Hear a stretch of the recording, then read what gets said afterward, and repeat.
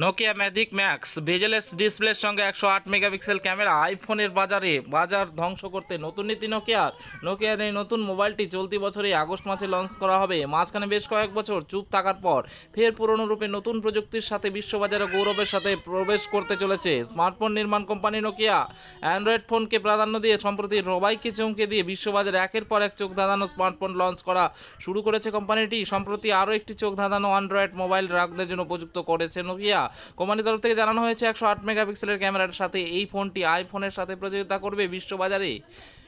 কোম্পানির তরফ থেকে জানানো হয়েছে 144 মেগাপিক্সেল প্রাইমারি ক্যামেরা সহ ফোনটি উপলব্ধ হবে ভারতীয় বাজারে। পাশাপাশি 64 মেগাপিক্সেল প্লাস 48 মেগাপিক্সেলের দুটি ভিন্ন ক্যামেরা সেন্সর দেখা যাবে মোবাইলটির পেছনে।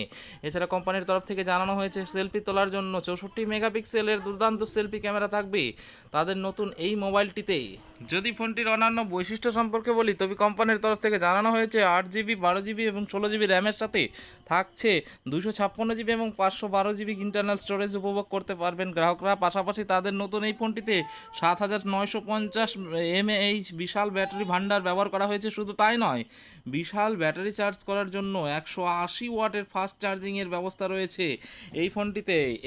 এই ধরনের ভিডিও পাওয়ার জন্য চ্যানেলটিকে সাবস্ক্রাইব করুন এবং ভিডিওটিকে লাইক এবং শেয়ার অবশ্যই করবেন।